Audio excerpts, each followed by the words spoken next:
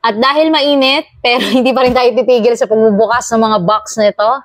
Not actually bukas, pero aangatin na natin ang next mystery box ni Chen. Ano ang laman? Today, let's continue exploring interesting and famous stuff from 40 years ago sa bahay nila Chen. And later on, we will test one of the vintage stuff kung nag-work ba ito, so you better stick around. Panoorin mo na rin yung part 1 kung hindi mo pa napapanood. Ay, grabe. Wow! Parang gusto kong kumain ng halo-halo. Just kidding. Ito nga pala ang isa sa mga, or should I say, una sa mga Nokia phone na nauso nung 90s. Kita mo naman kung gaano kalaki. Kung ngayon medyo malaki na rin ang phone, pero smartphone. Tapos in order for you to use it, not only for text messaging, pero talaga dati kasi call lang eh. You have to purchase at least 300 pesos. That's the minimum amount sa card. Yun kasi yung naabutan ko noon. You have to, of course, charge this. Kina-charge din siya. Ito yung power button. Tapos, kailangan mong iangat yung antenna. It's just so happen that this is not working. And then, you can dial the number. Yan. Ganyan kalaki yung mobile noon. So, sa mga kabataan ngayon, no, diba, it's good thing na hindi nyo to na-experience. Pero it's also the best thing kung na-experience nyo to. Sadly, Nokia's downfall serves as a reminder of the importance of innovation, embracing change, and consistently meeting consumer demands. Next, mystery item. Hindi ko alam kung lifesaver namin to nung college actually. This is a diskette. So kung dati, ito yung ginagamit namin for us to save files, photos, music back then, hindi pa naman masyadong uso. Photos, tapos files sa school, documents, ganyan. Even nung nagpo-program ako nung college, ito yung ginagamit namin. It's just that, ito kasi, sadly, kapag minsan naipasok mo siya sa computer na may virus, lahat ang laman ng diskette mo.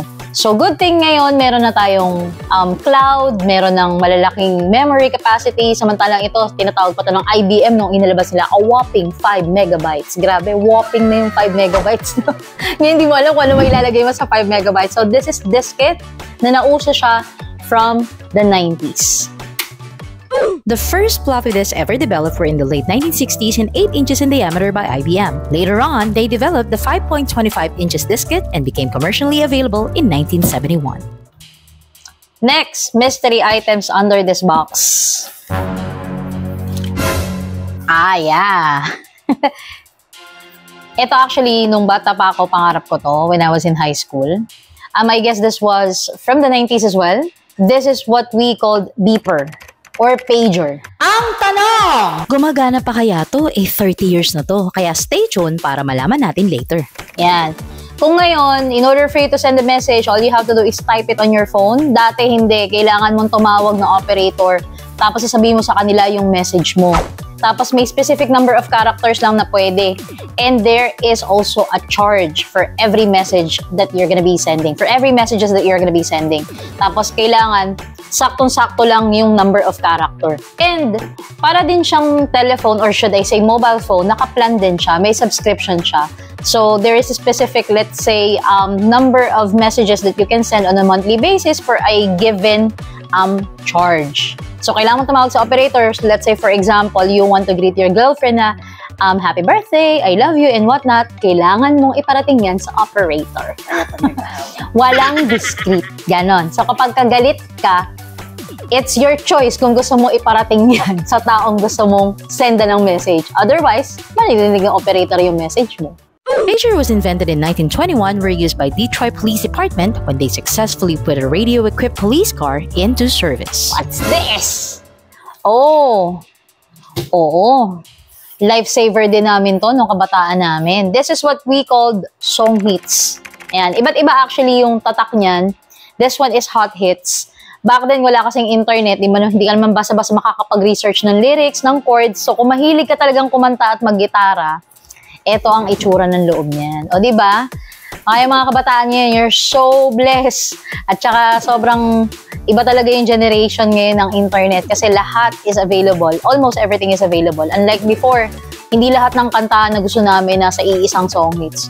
Most of the time, yung gusto namin kanta wala rito, kailangan namin bumili ng iba. Pero kung mahilig ka mag-gitara, this is also one thing that you can use para pwede ka mag-gitara habang kumakanta. This is part of our everyday lives. Ano kaya usong kanta nito nung panahon na nauso tong song hits na to? Oh, this was 1995. Ayan. 1995. O, diba? Ano kaya mga kanta rito? Don't tell me what love can do. Grabe mag-gili. Nakakataligad ko.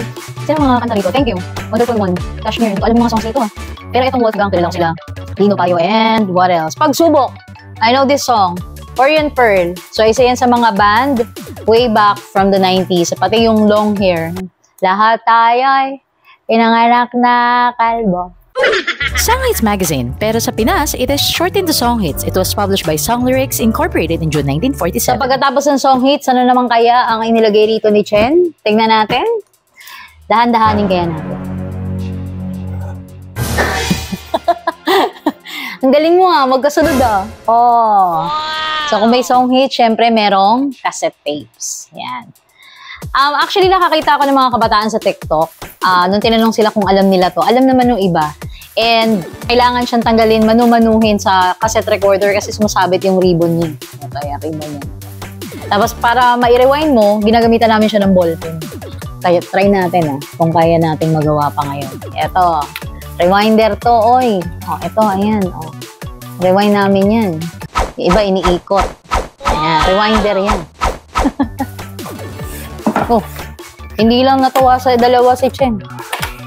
Ito pa, ang dami. Halata naman galing sa baol, di ba? Ito nga, masaya na ako kasi pag sinabing multiplex, ibig sabihin yan, you can sing without a vocal guide. Pero kapag kumanta ka, mawawala yung vocal guide. O di ba ang galing? That's multiplex eh. So, uso na yan ng panahon na yun. Grabe, siguro naman kilala nyo to. 90s yan. This is Street Boys. Sino-sino ba mga nasa Street Boys na sikat pa rin ngayon? Si Bong Navarro, si Jong Hilario, and si Spencer Reyes pala, nasa UK na. Tapos yung isa yung gwapo din, nakalimutan ko yung pangalan. But marami talagang sumikat from Street Boys. Dami nito, Chen, grabe. Actually, nakakabili kami nito sa palengke, 35 pesos. Pero mukha yung kala Chen, original eh. Ito, meron pa. Kita mo yung presyo, 130 pesos. Christmas, for the millions. Taray, versus for the millions. So, may presyo pa. Kita mo naman, ang dami nito. Merong River Maya. Diba yan, 90s din yan. Yan. Boss Toyo, ano ba to? Binibili mo ba to? In 1962, an analog-type media format called compact cassette or cassette tape was invented by a Dutch engineer Lou Ottens for the Philips Company. Box? Box under a box?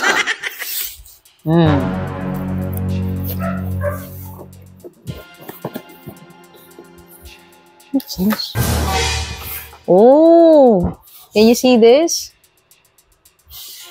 Grabe, this is a black phone. I don't know if this is what we call rotary phone din nun. Tama? Rotary phone. Ay! Hindi pa natatapos dyan mga kanosi kasi meron pang iba dito. Diba? Si Chen, di ko alam kung kolektor, mamambubulok eh. Telephone. Sige, labas natin. Ayan. So, kayo mga kabataan ngayon, you never experienced to use this before. Ako naman, nakakita lang ulit sa isang household. Nakakita lang ako sa bahay ng ninang ko. Tapos, ito lagi kong pinaglalaroan. But it was not working back then nung tinignan ko. So, dati kasi, in order for you to use this black phone or rotary phone, kailangan talaga na i-dial mo yung number. For example, 5. Yan, ikot mo from 5, hihintayin mo yan, and then 4, tapos 1. Paano kapag ka 0? Ang haba na hintayin mo. X0 ulit. Diba? Tapos 9.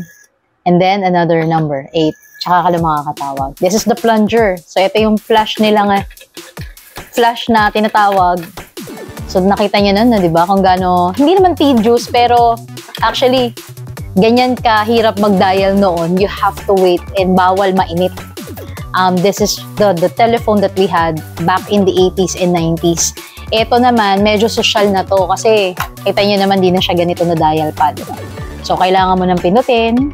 Ayan. Tapos maganda-ganda na yung plunger niya. So, eto hindi ako naka-experience ito, but this one, yes.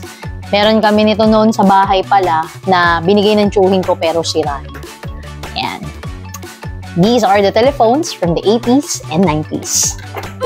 Alman Brow Strugger, the creator of Strugger's Switch and Exchange and Rotary Dial, paved the way for the development of rotary phone. His invention eliminated the need for operators, allowing individuals to connect with others independently. Ang dami na nating tinignan sa mystery box na to. So, let's check this out. Wow, kung kanina cassette tape, ngayon ano naman to? It shows here. VHS. Ayan. Ano ba ibig sabihin ng VHS? VHS stands for Video Home System, invented by Victor Company of Japan. VHS, nagkaroon pa ng Betamax. This was from the 90s, if I can still remember it right. So, as you can see, kasi nauso yung VHS not only for movies, dito talaga nauso yung video, okay? Ayan. Tapos, ang una nagkaroon nito sa family namin, yung tito ko. Shout out nga pala kay Tito Rola. So, siya yung una nagkaroon nito sa family. Tapos meron tong rewinder Kasi hindi mo basta-basta marirewind or mas maganda pag may rewinder siya. Yan. So, let's open this. Wow. Ayan. Although medyo nagkaroon na siya ng amag or I guess dust. Tingnan natin yung iba. Ayan. So, ayan. Meron din siyang ribbon sa loob. Para din siyang cassette tape, mas malaki lang. So, tingnan natin to isa. Grabe. Ganito yung mga VHS noon. There you go. Ayan. Nakalimutan ko na mag-open ito. Ayun! Ayan. Meron siyang ribbon. So, para din siyang cassette tape. Mas malaki nga lang. Ayan. So, once again, mga kanosi, this is VHS. An analog video recording on cassette tapes, it was a dominant home video format from 1980s to 1990s before the rampant use of CDs in the mid-90s. Thank you for watching this far. As promised, last but not the least, ito yung pinaka-exciting na part. Malalaman na natin kung gumagana pa ang 30-year-old beeper na ito. Akala nyo nagagamit ko to, no? Hindi. Wala siyang power. Pero susubukan nating lagyan. And this pager or beeper just needed 1 AAA battery. So, try natin. Subukan natin kung gagana siya. Ayan. Lulusot lang daw to dito. Sabi ni Chen. Ayan. So, hopefully, gumana. Oh! Yeah! It's working. Kaya lang medyo malabo siya. I hope makita nyo. Ayan. So, pinapaset niya yung alarm. Okay na? Okay. Medyo malabo siya. Ayan, namatay. Ayan, ganyan ang tunog ng pager noon. So, when you're getting a message, you're gonna hear that long beep.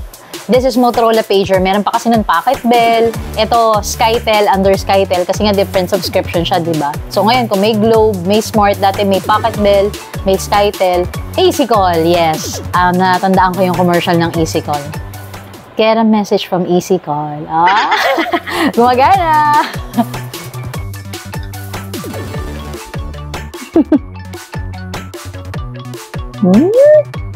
Sama ka sa unboxing? My friend Chen here.